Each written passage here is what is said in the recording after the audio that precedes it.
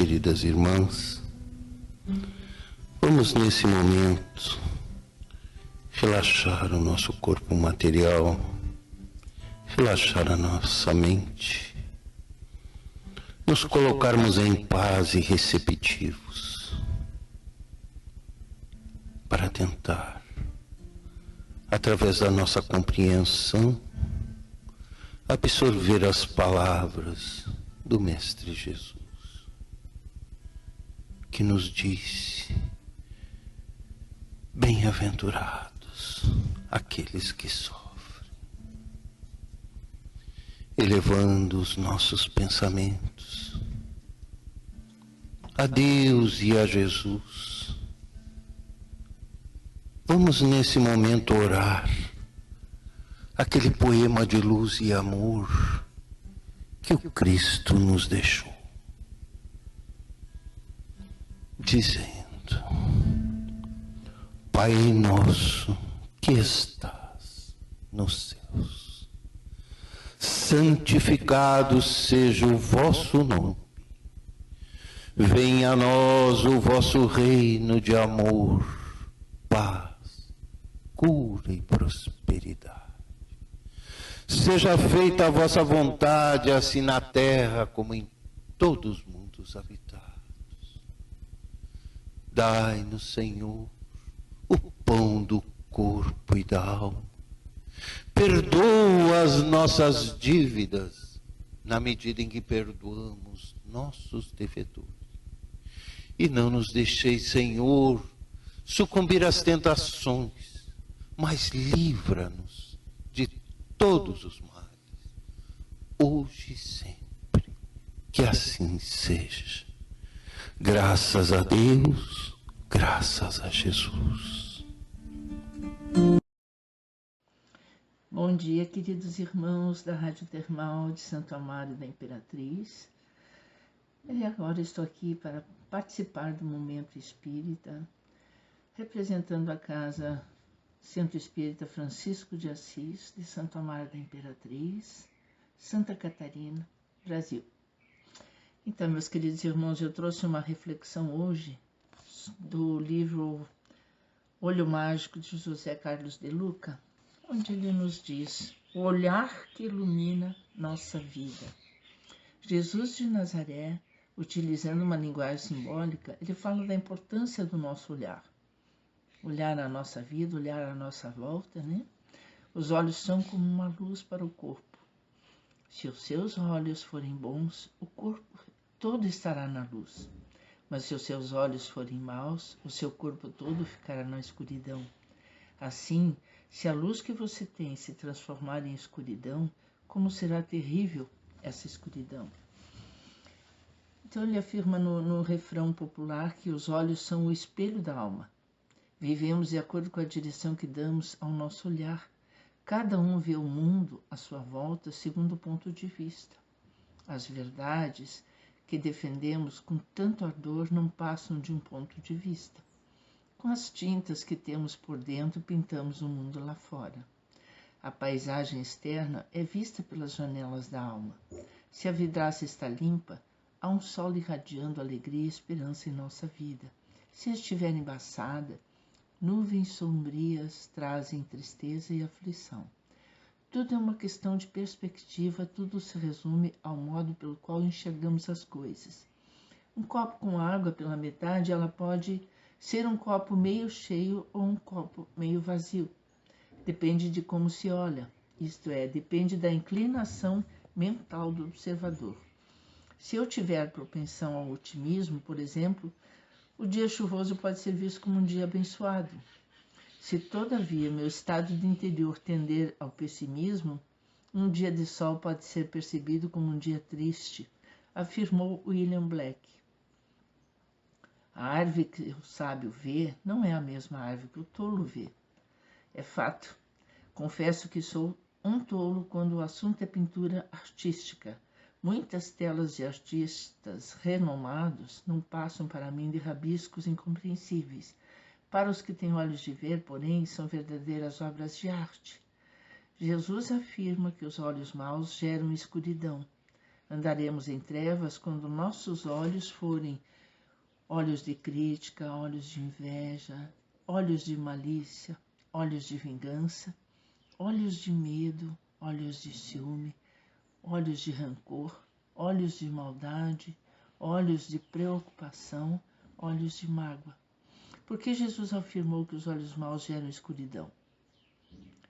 Tudo aquilo que se focaliza com intensidade ou constância imprime-se na mente do observador e passa a ser parte de sua vida. A maldade que há em meu olhar montará o cenário triste e aflitivo em que minha vida se desenhará logo mais. Seremos impulsionados pelas forças negativas acumuladas em cada olhar maldoso que projetamos. O Espírito Irmão José assim também pensa: se os teus olhos se comprazem na contemplação do mal, é óbvio que tão somente te visará trevas que se adensam à tua volta. São as trevas a que Jesus se referiu, as trevas que nós mesmos criamos a partir das inclinações mentais mentais menos felizes. O olhar maldoso fixa em quem olha a própria maldade. O olhar vingativo prepara a vingança para si mesmo. O olhar medroso gera pânico em quem assim acostumou-se a enxergar. O olhar de crítica formata as condições propícias ao cometimento do erro que tanto combatemos. O olhar invejoso empobrece a vida de quem tem a cobiça na alma. O olhar doentio é terreno fértil para vírus e bactérias. O olhar agressivo fomenta violência para si próprio. O olhar preocupado é investimento nas situações que não queremos experimentar. Então o escritor Rodolfo Caligares pondera que esse olhar doentio nos mantém ligados a espíritos sofredores e perversos, de maneira a recebermos influências de energias negativas e tóxicas que acarretarão prejuízo à nossa vida. Então ele dá uma explicação sobre tudo isso e como é bom a gente ter a oportunidade de poder refletir, olhar para dentro de nós e nos observarmos, né, e trabalharmos todos esses sentimentos, todas essas reações, tudo que a gente tem de negativo aqui dentro do nosso coração. Então vejamos a explicação. Quando unicamente o mal onde quer que pouse suas vistas, esperando constantemente o pior de qualquer evento, essas pessoas mantêm-se em sintonia com o astral inferior. Envolve-se em trevas cada vez mais densas, caem num estado de alma mórbida e desgraçado, acabando geralmente em deplorável ruína. Tornam-se assim vítimas daquilo que admitem, criam e nutrem persistentemente em si mesmos. Se desejamos dias melhores em nossa vida, e tenha certeza de que isso é que você procura, será preciso corrigir a visão espiritual. Sem que tenhamos bons olhos, a felicidade não nos alcançará, porque não a alcançamos com as vistas impregnadas de maldade. É da lei espiritual: buscai e achareis. O preconceito não faz diferença quando é objeto da nossa busca. Seja lá o que procuramos, haveremos de encontrar e passaremos então a sofrer a influência positiva ou negativa do mundo que criamos em nosso modo de ver. Se sairmos de casa com o desejo de brigar ou discutir, vamos encontrar alguém disposto a nos atender. Se quisermos falar mal da vida alheia, companhia não há de nos faltar. Se os nossos olhos procurarem defeitos nas pessoas, vamos encontrá-los aos montes. Um amigo estudioso da língua lia meus livros procurando erros de ortografia. E os encontrou, é claro. Pena não ter notado algumas coisas que os livros ofereciam. Mas não era essa a intenção ao se debruçar sobre as singelas linhas que escrevo, mas no que consiste a habilidade de enxergar com bondade. Teremos bons olhos quando aprendermos a ver o bem em todos e em toda parte. Só assim o bem surgirá em nossa vida. A gente lembra de Jesus, né? Como ele via a vida, como ele via todos nós. Só o encontro, o bem, quando o procuro por meio de palavras, pensamentos e atitudes. Deveremos começar a ter olhos bons para nós mesmos, porque muitas vezes nos vemos como pessoas fracas, incompetentes, feias, pequenas demais para vencer os desafios do caminho. Olhamos em demasia para nossos defeitos e não focalizamos as virtudes e potenciais de que dispomos. É impressionante constatar nos olhos como nos olhamos com maldade. Por isso, muitas vezes, a vida não deslancha, porque esse olhar negativo sobre nós mesmos só pode criar uma realidade negativa. É deveras expressivo o número de pessoas com imagens distorcidas a respeito de si próprios. Enxergam-se menores do que realmente são, e essa visão menor cria um mundo menor, um mundo pequeno de oportunidades, mas é apenas o mundo que criamos a partir de visões imprecisas, mas que pode ser mudado no instante em que alteramos a nossa percepção. Podemos aprender com o olhar de Jesus. Jesus tem bons olhos para conosco. O divino amigo nos enxerga como deuses, embora insistamos em nos ver como escravos. O mestre nos percebe como luz do mundo, contudo preferimos viver tal qual pequenina chama oscilante. O Cristo se refere a nós como sal da terra, todavia tornamos nossa vida insípida, sem nenhum tempero. Se nos víssemos com esses olhos mágicos de Jesus, certamente estaríamos vivendo com muito mais alegria e realização. Os bons olhos também se projetam sobre as pessoas e situações. Não me interessa ver maldade nas pessoas, porque isso me torna mal e não me ajuda a ter um bom relacionamento com esse alguém. Procuro lidar com o melhor que a pessoa tem a oferecer, e isso me traz alegria no peito. Além de facilitar a comunicação, preciso manter com ela. Valorizo os aspectos positivos que a pessoa tem, procuro-os avidamente e mantenho o relacionamento dentro do que há de melhor nela. Quando desperto o bem que há dentro dela mesmo, ela fatalmente tentará me responder com a mesma moeda. A resposta torna-se compatível com o estímulo. Pelo mesmo princípio, quando me deparo com obstáculos, procuro enxergá-los como oportunidades de crescimento. Quando a doença se instala, percebo que chegou a hora de aprimorar a saúde. Nada de fazer da enfermidade uma sentença de morte, mas sim vê-la como possibilidade de melhoria da qualidade de vida. Quando sou despedido do emprego, vejo aproximar-se a ocasião do crescimento profissional. Não me vejo como derrotado, mas como alguém que estará melhor se qualificando para novas possibilidades de trabalho. Esse olhar mágico é que fará toda a diferença, pois os olhos bons acendem a luz que ilumina a estrada do nosso êxito.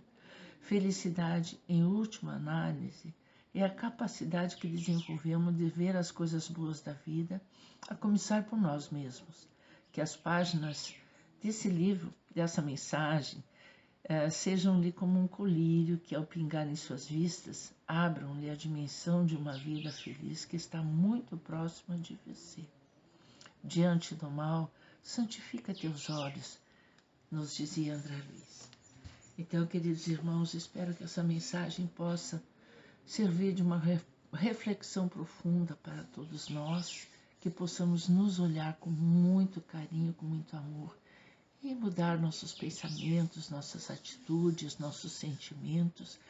Tudo o que nos acontece é trabalhado dentro de nós. Então vamos exalar coisas boas, vamos enviar boas energias, bons fluidos a todo esse universo que tão necessitado está.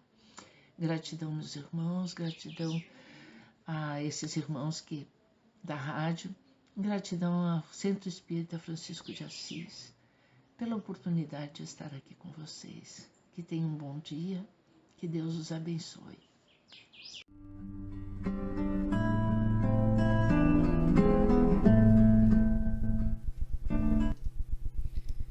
Luz que me ilumina o caminho e que me ajuda a seguir. Jesus, quanto agradecimento devemos a Ti.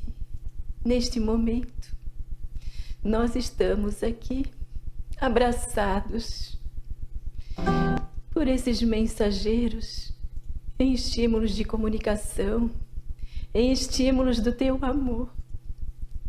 Emoção nos toca a alma.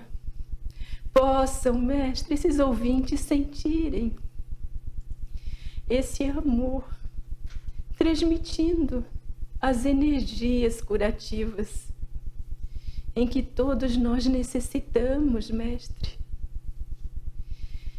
Eles sintam o revitalizar da saúde física, da saúde espiritual, para que as emoções possam florescer, Jesus.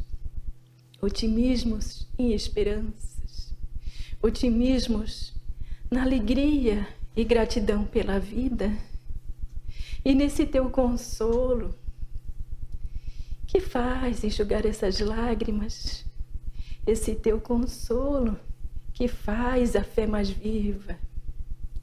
Possam, Mestre amado, todos eles continuarem o caminho perseverantes, continuarem o caminho com mais sabedoria e o Teu Evangelho como bússola, compreendendo, Mestre, sempre o sentido dessa palavra que nos ensinastes a buscar diariamente o amor. Ampara também a tantos que estão nesses hospitais aqui da Terra, como nos hospitais do plano espiritual, para que, Mestre, nessa dor que leva, Jesus, a transformação do espírito possa ser sentida com sabedoria, possa, Jesus, ser sentida no intuito do progresso, no intuito, Jesus, das curas que levam mais próximos a Ti e a esse Pai. Com gratidão, vamos agradecer a esse Pai, agradecer a Ti, para que esse final de semana, os dias vindouros da próxima semana, prossigam com as mesmas bênçãos que estamos recebendo neste momento. E a Tua luz continue a clarear, não só os olhos físicos, que vão somente até a retina, essa luz, mas os olhos espirituais, Jesus, que levam as visões ao infinito, quando encontram a Tua verdade e o Teu amor. Pai nosso, que estás nos céus, Pai, santificado seja o vosso nome. Venha a nós, Pai, ao vosso reino, e seja feita a vossa vontade, assim na terra como em todos os mundos habitados. O pão que fortalece o corpo e ao espírito dá hoje e sempre. Perdoa, Pai, os nossos erros, como devemos nós de perdoar a todos que caminham conosco. E não deixa nenhum entregue às vibrações contrárias. Livra dos males, livra, Jesus, dos perigos, para que a Tua luz conduza a cada passo ao caminho que leva.